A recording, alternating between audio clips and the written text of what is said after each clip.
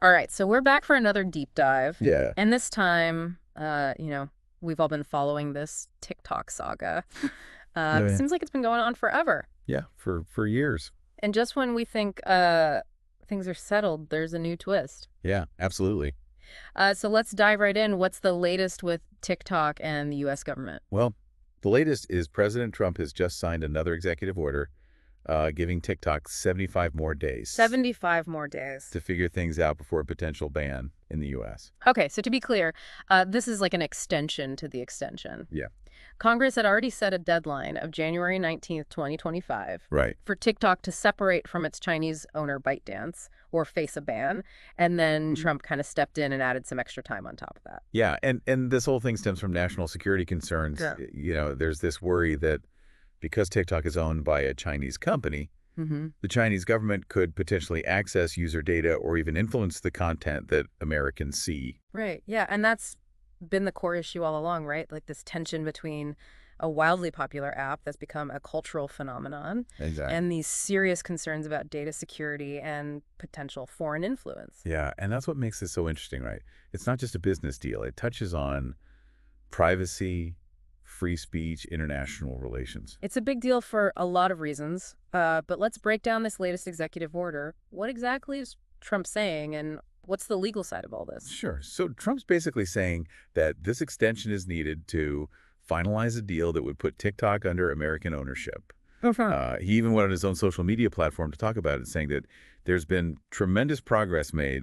but more time is needed. Tremendous progress. Interesting. So he seems pretty confident that a deal is within reach. Yeah, he does seem to think so, but there are some legal experts who are questioning, what he's actually able to do here. Oh, really? How? Well, Alan Rosenstein, a law professor at the University of Minnesota, he argues that Trump isn't really extending anything because the original law passed by Congress that mandates this separation of TikTok from ByteDance, that law is still in effect Right. and was even upheld by the Supreme Court.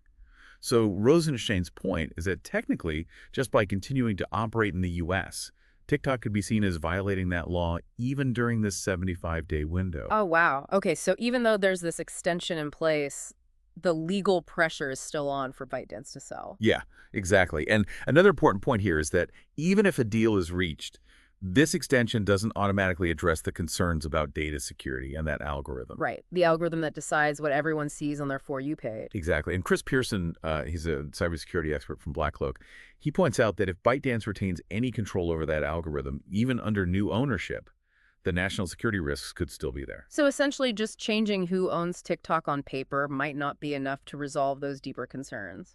Right. And that's where things get really complex because you have to figure out, okay, if a sale is the solution, who are the potential buyers and what are their motivations? Right, because we've heard a bunch of names thrown around, Amazon, OnlyFans, even Mr. Beast. Yeah, a pretty diverse group. And each potential buyer brings their own set of pros and cons to the table. So let's start with Amazon. What's their angle here? Well, Amazon is obviously a huge player in e-commerce, and there are already a ton of TikTok creators who are driving sales to Amazon through their videos or earning commissions and stuff like that. Right, yeah, it's like a whole ecosystem already. Exactly. So Amazon acquiring TikTok could be seen as a way for them to really solidify that relationship and potentially even gain more control over how people discover and buy products online. So it's not just about the social media aspect for Amazon, it's about expanding their reach in the world of online shopping. Yeah, and you can see why that would be appealing to them. But it's interesting because they reportedly made this last-minute bid, sending a letter directly to the vice president and the commerce secretary, but haven't officially confirmed it publicly. So they're playing it a little coy. A little bit, yeah. Yeah. Then you have Tim Stokely, the founder of OnlyFans. He's apparently partnered with a cryptocurrency foundation to put in a bid. Okay, that's a very different kind of player coming from a platform that's known for, well, let's just say a very specific type of content. Right. But what Stokely brings to the table is his experience in building a platform that's heavily reliant on creators. Right. He understands that ecosystem and how to make it work. And the cryptocurrency angle is interesting, too. It suggests that he might be thinking about new ways to handle things like monetization and data privacy. So it could be a pretty radical shakeup if he ends up acquiring TikTok. Potentially. Yeah. Yeah. And then there are the more traditional financial players, like the private equity firm Blackstone.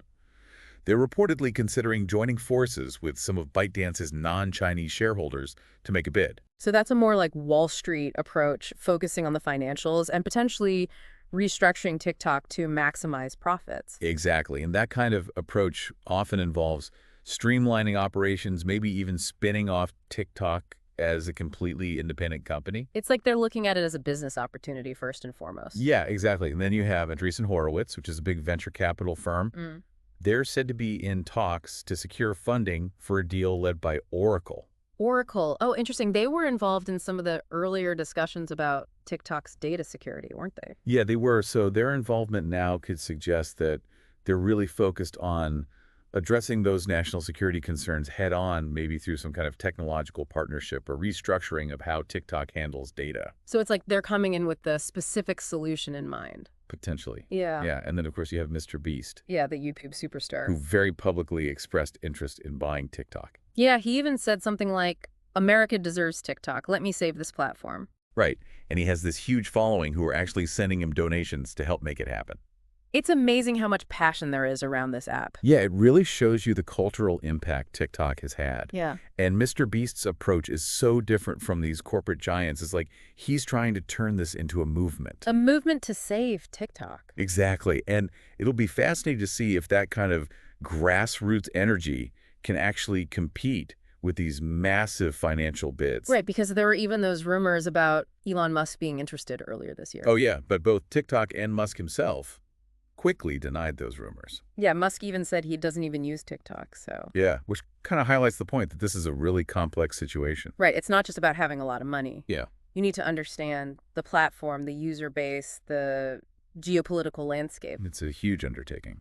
So while we're waiting to see who comes out on top, let's talk about how TikTok and the Chinese government are responding to all of this. Sure. So TikTok has been consistently emphasizing that they prioritize user security, and they've been pointing to the fact that they have headquarters in both Singapore and Los Angeles. Trying to distance themselves from Beijing. Exactly. Trying to present themselves as this global entity. And what about the Chinese government? Well, the Chinese Foreign Ministry has stated that they've never and will never ask companies to collect or provide data or intelligence from other countries. So they're denying any involvement in trying to access user data? Yeah, that's their official stance. But of course, the U.S. government remains skeptical. Yeah, it's hard to know what to believe sometimes. Right. Especially when you have these geopolitical tensions in the background. It makes the whole situation even more complicated. But it's not just about governments and corporations, right? How are actual TikTok users feeling about all of this? Well, there's actually been a pretty interesting shift in public opinion. Oh, really? How so? Yeah, a recent Pew Research Center poll showed that support for a TikTok ban in the U.S. has actually decreased. It's down from about 50% in March 2023 to around a third now. Wow, so almost half the people who were in favor of a ban have changed their minds. It seems that way, and it Hmm. could be for a few reasons. Maybe people are becoming more comfortable with TikTok as part of the social media landscape, or maybe they just haven't seen any concrete evidence of those initial fears about data misuse. Or maybe they just don't want to lose access to a platform they enjoy using. Yeah, absolutely. And it's worth noting that even among those who still support a ban, data security remains the top concern. So that issue is still front and center for a lot of people. Definitely. And we actually heard from a TikTok creator named Terrell Wade, who talked about how exhausting this whole back and forth has been for him. He's understandably focusing on building his presence on other platforms like Instagram and YouTube while he waits to see what happens. Yeah, it must be so frustrating for creators who rely on TikTok for their livelihood to have this constant uncertainty hanging over them. Absolutely. It makes it really difficult to plan for the future. Okay, so to sum all of this up, we have President Trump giving TikTok another 75 days to find an American buyer.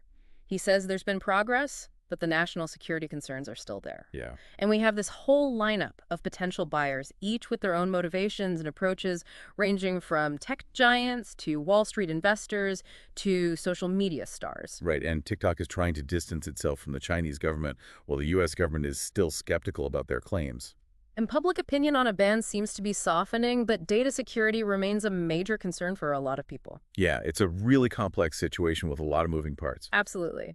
So the big question now is, can a deal actually be reached in this 75-day window? Yeah, that's the million-dollar question.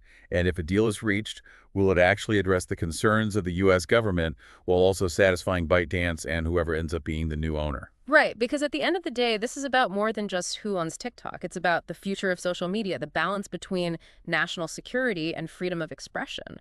Absolutely, and what role the U.S. government should play in regulating these incredibly powerful platforms. It's a huge conversation and one that we'll be continuing to follow closely.